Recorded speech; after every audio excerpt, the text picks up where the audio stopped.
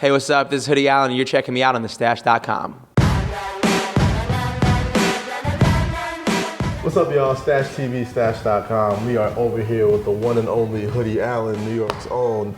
Thanks How you doing, sir? I'm glad to be back in the city, even though the weather is kind of terrible out here right now. Yeah, we could always do some better weather, but it's been a little, what are you gonna do, like Jason said. So people are talking, you know what I mean? People are still talking. Yeah. They're talking about you. You know Sometimes. what I mean? Talking about Occasionally talking about a lot of stuff. Talking about a lot of stuff, and that's also the name of your brand new album. Yeah, People Keep Talkin. Yeah, man. So tell me about it, because to me, you know, it seemed like it surprised a lot of people, but it didn't surprise your fan base at all. You know what I mean? You had a top 10 debut. You know what I mean? It's probably one of your most well-rounded projects that you've ever released. Tell me why you named it that, and what was the thought process behind naming the album People Keep Talkin? So when I was trying to sit down and think about like what I wanted, because to a lot of people this is like my debut project in a lot of ways, even though everyone knows mixtapes and EPs and all that stuff. I wanted to have like a sort of a clear-cut message, or sort of as like what do I stand for, and I think through everything I've always tried to stand for the idea of like individuality and doing something that might not be expected, but taking risks and going for like whatever your passion is in life. Yeah. So that sort of is my own story, and then that causes a lot of people to have comments on it in general, whether it means like your family making comments, your friends, or you know, nowadays instant reactions on social media. Yeah. So People Keep Talking sort of goes back to the idea, like the long title of my mind was People Keep Talking But I'm Not Listening, but it sounded too much like a Panic at the Disco record, so I just made it People Keep Talking, and yeah, it was that's I think the general through line for why I named it that way. Good choice, by the way. You kind of touched on it before, but you kind of mentioned about how you know, with this album, people think it's, you know, it's your debut album, but with mixtapes and all this type of stuff, but to a lot of people, you still seem like a new artist. But you know, to anybody who's followed you, you've been putting in work on college tours, and putting in work in, you know, a ton of these shows. You've seen you in Webster Hall a few times, like all these places. What do you think that you have to prove with this debut album, even though you've had such a backlog of work before then? What's the difference between putting out these mixtapes and putting out this full-length debut? Yeah, I mean, mostly I just wanted to, if there's a proving element, it's just proving to myself you can make like a full, true album that has like a story all the way through it, not just a collection of tracks that end up together, which sometimes mixtapes sort of fall into that recipe. It gives that feeling, So for me here, it's just I wanted to do something that was the most like musical, most like actual live instrumentation project I've done. So we strove for that. A lot of stuff that I've done in the past, like especially the mixtape stuff, very sample heavy. So it's a little bit of departure in that sense, but the music and the inspiration is definitely the same. Okay. Now on the album, you got you guys like Alex Wiley, who's you know, big underground dude who's been making a lot of noise.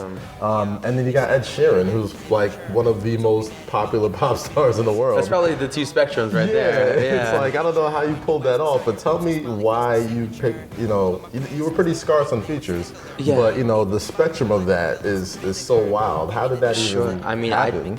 I just think Alex Wiley is an incredible MC. He's just super talented, and his style is just really slick, and he's got a way with it. He's just like an engaging like character. Yeah. So I thought he could bring a lot to that record, and kind of like outshines me super hard on it. He has a really good verse on it. Did he renegade you? Was that? No, because it's you know, it's not like one of those sort of tracks. But like I was like, good, you better do good if you're like gonna be on this track. So he kills it. And with Ed, that was just like, you know, Ed's been a friend for a while. Like we'd never worked on music before. That was just like a sort of, we just kick it every time. So this was the first time we'd actually made a song together.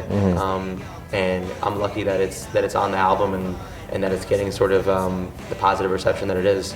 Now, you touched on this a little bit before, but the name of your album, People Keep Talking, you wanted to originally name it People Keep Talking But I'm Not Really Listening. Yeah. You know what I'm saying? And when people hear the name Hoodie Allen, people tend to try and put you in a box. You know what I mean? About, you know, whether your genre of music, or, you know, the way you make it, or all this other BS that comes with it. What does it feel like when people try to like box you into this, okay, you're this frat rap guy, or okay, you're this white rapper dude, like, how does that feel? Like, does it get a little frustrating sometimes, and when they don't try to hear your message when it comes to your music? You know, like I would say, if you asked me that question 2 years ago, I would have said, yeah, it's extremely frustrating. I wish people would just listen. And now the truth is, I think it's a maturation process for myself, but also just realizing like I've had enough talks with people inside this world, inside the blog world, inside the New York City media world, and they say like, are you doing what you love? Are you doing it how you want to do it? Don't worry about whether this publication is going to cover you or whether these guys have dismissed you in any sort of way, because the people that they're covering, for the most part, all they wish they could go out and do is tour and do this. And it's a grass is always greener situation. So, after really like absorbing that, I'm like, you know what, I'm making stuff that makes me happy, and I've been lucky enough to find a really passionate niche fan base, and it's growing. And what else could you ask for? I think it's really hard when people always demand respect. That's never when you're going to get respect. Exactly. Like like that's a rapper thing to do when you get really loud. But I don't think it ever lends itself to people being like, you know what? I'm glad that guy yelled about not getting respect. Now we love him. Respect him. Yeah, like it never happens like that. So. All right, so tell me a little bit about your upbringing. You know, I mean, you're from here in New York. I grew up in Long Island. Grew up in Long Island, outside of the city. It's New York, but it's a different type of New York. Like I grew up in Staten Island, which is like it's New York, but it's a different type of New York. For sure. So tell me a little about that upbringing and coming up and being so immersed in hip hop culture. Long Island's really interesting, man. Not a lot of. I mean, like there's a lot of hip hop that like is actually like Busta Rhymes is from Long Island, Chuck D's from Long Island. Rakim, but like I don't really know if they claim Long Island pretty hard. Like a lot of people just be like, I'm from Queens, So it's weird. I definitely represent Long Island, and I think it's an interesting place to be from because it is very suburban. It is diverse too in its suburbanness, but it is very suburban. And but at the same time, like you've got this Mecca, the best city in the world, right? A train, 30 minutes away on the train. So like you grow up and like you're like playing on soccer teams and baseball leagues, but like I used to like spend my weekends like going to the city and like looking for a place to record like in Hell's Kitchen. So it's like I sort of always had like my interest in both places. Okay, now the music industry is changing. You know what I mean? Like a lot of people want to go independent. A lot of people want to pretty much do what you've mastered, is pretty much get a niche fan base and have them support you hardcore wherever you go. You've sold out tours, you've had top 10 debuts, and you've done it pretty much on your own. You know what I mean? So tell me a little bit about how important that is, instead of like trying to go for the mass appeal and just focusing on your niche fan base and what they want from you. I think different things work for different people. I think for me, I've always liked to be the one who's sort of in control of how I've presented myself out there, and I think like having a direct relationship with fans has really been one of the reasons that things have grown over the last couple of years, and being able to decide, well, I'm just going to drop this track on SoundCloud right now. It doesn't have to be a big process. I don't have to ask anyone. I think there's so many tools at your disposal, obviously, that if you are smart enough, or at least you surround yourself with smart people and the music is good, it's really it's out there for your taking. Like there are websites and there are fans and there are people who are championing new music all the time, and I think it's an exciting time for artists, but also like you can't, like with anything, you can't be lazy. Like if you're lazy and you're really talented, like you're not going to get where you want to be. No one's giving any free handouts anymore, especially when the internet age. Yeah, exactly. Okay, so let's talk about People Keep Talkin. Sure. What was the hardest song for you to record, as far as emotionally or just on a personal level? Which was the one song that you're like, man, this is gonna be a tough one to get out, whether it's on the way you feel, or some people might get mad at you for saying something? Like, what was that one song on that album that made you feel that way? Probably either the first track or the last track on it. Definitely from an emotional perspective, because it was a little bit more storytelling based and talking about things like relationships that had faded away, like professionally or even personally, and like just sort of dealing with like a lot of this album is dealing with like some of my best times like over the last year and a half, and like realizing that like the best times also come with the worst times, and like people who you thought were loyal or were some ways to you could be completely the opposite behind your back. So and that sort of even still plays into the whole idea of People Keep Talking. So it's definitely been a really fun and interesting thing to explore writing-wise that like not always the people who you think you're closest to are the ones that you're really closest to. Okay, all right. Doubling back a little bit, the record that you have with Ed Sheeran, you said you guys were friends long before any of this. You guys were friends for a long time. Is there any other, just for my personal interest, are there any other people out there that you've been like really good friends with for a long time that, you know, just because you don't make music together doesn't mean you guys aren't cool homies? So tell me, is there anybody else out there that you had that sort of Ed Sheeran-like relationship with? I mean, there. That would be interesting. I mean, like in the rap world, sure. Yeah. Like whether it's freaking, I don't know, like Chance the Rapper's my dude. We made music together. Yeah. Skis of Mars, OCD. Everyone. I've always tried to bring people out who I really like on tour, like the guys in the Air. Yeah. Who am I on the road with right now? Shitty Bang. Yeah, I've known Shitty for a really long time. Yeah. Jared Evans too. Jared Evans is the homie. It's so funny because like originally back in the day, I remember asking him for a feature and he totally and I was always telling him like he totally like didn't like want to work with me back in 2010. He's like, yeah, man, I'm sorry. Like he gave me the manager side, like the side curve. Reach out to my manager. I was like, come on, bro. But yeah, Jared's one of my closest friends in the music business for sure. Nice. So let's talk about what's the future hold for you, man. I mean, you know, it seems like albums these days have such a slow burn, especially with, you know, people who have the type of following that you have. You know what I mean? Where it takes a while for it to hit the radio station or hit a #1 single. So what's the future hold for you, man? As far as like, you know, releasing like singles or songs that you truly believe in that will eventually take you to where we all think that you could end up being.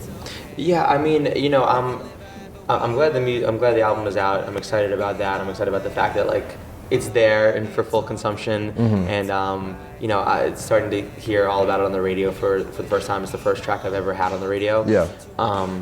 That's pretty crazy. Yeah. So I don't know how far that's gonna go. Obviously, I think that's probably my focus for the next couple months to see how strongly the general public, that's mostly not, you know, the fans that exist now, how they're gonna receive that record. I think that will determine a lot about the rest of the album. But either way, it's great because I've been able to tour off of it with the core fans. They've already memorized it.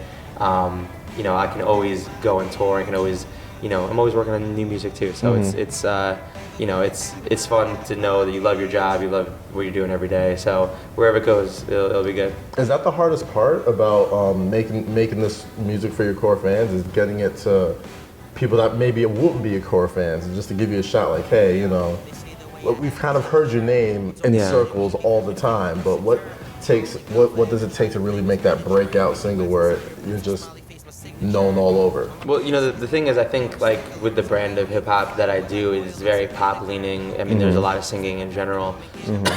Excuse me. So I've always sort of, the way I've written, I feel like it has that, you know, I hate saying that, but like that crossover potential, just because I like writing big hooks. I like writing, you know, sing-along tracks. So for me, it's like anyone could possibly find it and be receptive to it and be a new fan. So, you know, it's sort of endless. We'll just have to see if it's in the cards or not.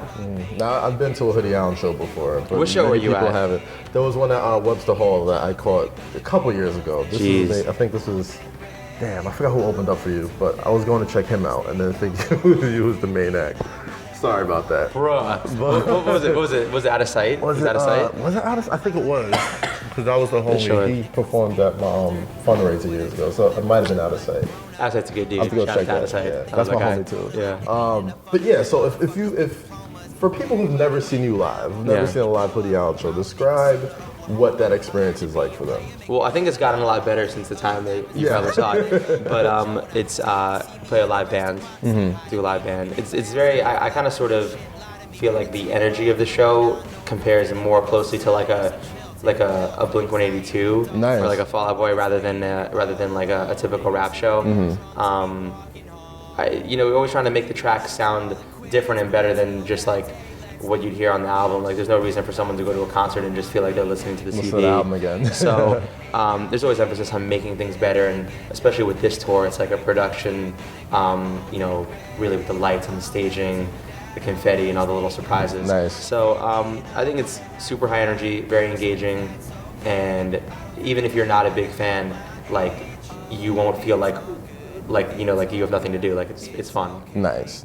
Okay, last question. What is your end game? Like if there's, give me the elevator speech right now. Isn't that the hardest thing in the world? I was in a room where I'm gonna just leave out the names. I was in a room where there were other more popular, famous, actually legitimately famous people, and then you could say the names, man. We're not gonna get. But we'll hate you. No, it was just like some of the biggest people out there, and then someone else asked like, oh hey, so like what do you do? And I was like, oh, I'm a musician. But like since they didn't know who I was, so I was just thinking about myself every time someone else has told me like I'm a musician. You go, well, I don't know you, so you must be trash. You must be nothing. And I want to be like, no, like actually people know me. Like I'm doing okay. Like don't feel bad for me, or like don't. This fucking sucks. It's a hard conversation. It's a hard conversation. I'll just if I'm in an elevator with you, I'll just be like, I'm a doctor and I work at that hospital over there. And I believe you, man. I like it. It's all good. Well, thanks for your time, man. I always appreciate you, dude. Thanks for checking this out. Feeling insecure. The only golf I ever tried to play was miniature, and when you